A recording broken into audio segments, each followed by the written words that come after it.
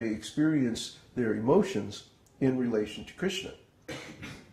But when they do, then these same emotions, these same bhavas, become transcendental. And actually, unless it's transcendental, it's not really a bhava.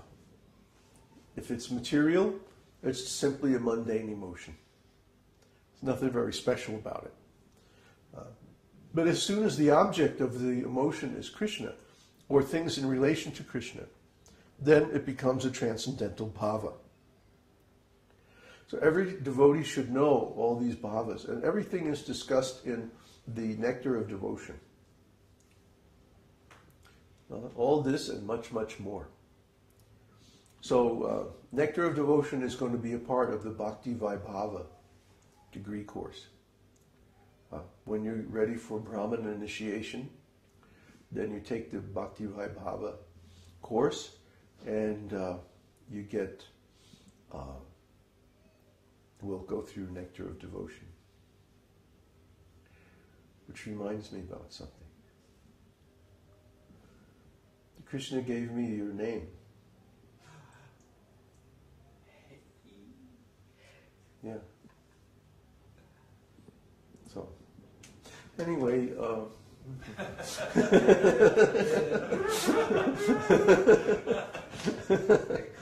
that? Do we find out today? I don't know. What do you think?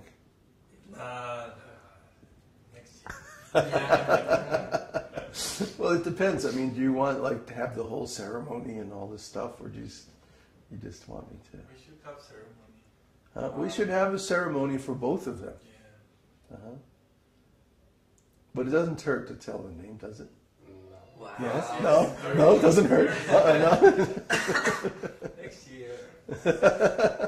Okay, we'll wait till the ceremony. Yeah. Never is a beautiful name. Just hear never. Struck with wonder. Jāḍya? No. No, not Jāḍya. Vitarka. No, I'm just kidding. For now, he's gonna faint. Okay, I should tell him, huh? Yeah. Yeah. Nava-yovana das. Jai! Nava-yovana. Huh? Nava-yovana. Vyabhicāri-bhāvas das ki Jai! He's like young. Krishna is eternally youthful. Huh? Yeah, so he's known as Nava-yovana. He's always youth. He never gets old. He grows up, from babyhood to childhood to youth, and that's it. He never grows older than 16 or so.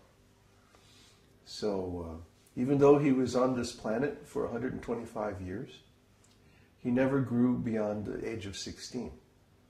So this is Krishna, Nava-yovana. He's always youthful. And the devotee is always like that too. Devotee is like,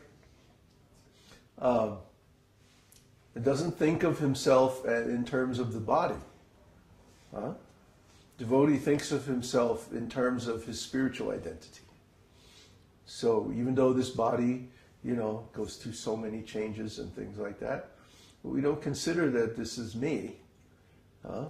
This is just a tool I'm using to interface with the world and to help people, to do my service. And of course, after becoming self-realized, then one's main service is to help others. And this keeps you young. Srila Prabhupada said, as long as there's preaching, there's life. He also said, when I see any of my books published, I get enthusiastic like a young man. So I can relate to that. When you see your books in print, it's like having a baby or something. What's that? When you see your videos on YouTube. It's not quite the same. It's printed? It's not quite the same. It's like, it's a particular bhava, author bhava. when you see your book, you know, it's all nicely bound and the colors and everything. And you open it up and there's all these. I read my own books and I go, wow, this is cool. You know, it's like, I didn't write those books. Krishna wrote the books. You know, Prabhupada used to say that too. So we don't feel like we are, you know, big experts or big anything. You know, it always astonishes me that devotees accept some of these leaders and gurus, and when you meet them, they're always like big, you know. And you know, like one time we had a Yahoo group on Raganuga Bhakti, and one of the big ISKCON, or ex-ISKCON, I think he went over to Sridhar Maharaj's math. One of the big ISKCON sannyasis sent a message.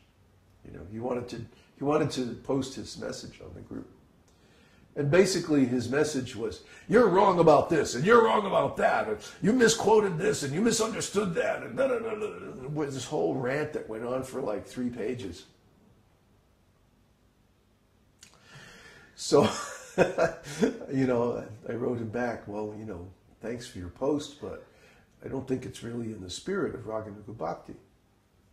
You know, I mean, the whole idea of Raganuga Bhakti is that it's spontaneous. It's new. Nava Yovan. It's new. It's unique and spontaneous with each devotee. It's not going to be by the book. It's not going to be, you know, the same old thing. So whenever a devotee actually has an experience of Raganuga Bhakti, it's going to be something you've never heard about before, you've never read in a book anywhere, or never heard about. Because it's your unique, direct, personal relationship with Krishna. Try to understand this. The scriptures can give us categories of things. They can give us a language in which to talk about spiritual things, like these different bhavas, for example. And this is very helpful. But the scriptures, after all, are only books, and they can't anticipate every possible variation of relationships with Krishna. So the individual spirit soul, when he discovers his direct relationship with Krishna, is going to find something that may be similar to other descriptions of similar devotees, but is never going to be identical to. I mean, let's use one example that is in the scriptures. Prahlad. Prahlad Maharaj, up until the appearance of Lord Nrsimhadev, he was worshipping Narayan. He was worshipping Narayan in the classic four-armed form. He was a disciple of Narada. Narada is, you know, transcendental spaceman who travels around and gets everybody in trouble so that Krishna can come and straighten things out. And Narada had instructed him about devotional service in the womb of his mother. So then when the Lord finally appeared, he appeared in this unprecedented form that no one had ever seen before. Half man, half lion. Narahari. Anyway, he appeared in this form, and he was very affectionate with his devotee, Prahlad, indicating that the relationship between Prahlad and Nrsimhadev was as a son to the father. Prahlad was a young boy, 5 years old, and Nrsimhadev, of course, is the Supreme Lord. So Nrsimhadev acted in a very proprietary, very paternal mood towards Prahlad. So that was their relationship. Now, when I realized my relationship with Lord Nrsimhadev is completely different, totally different, but still, it's of the same personality of Godhead, just a different pastime, just a different aspect, just a different lila. And our view of the spiritual world, and the material world for that matter, is that they're virtual realities. Krishna can expand in any number of forms, of any different mood or quality or pastime, to interact with his devotees in a way that's pleasing to both of them. It's not like when you get to the spiritual world,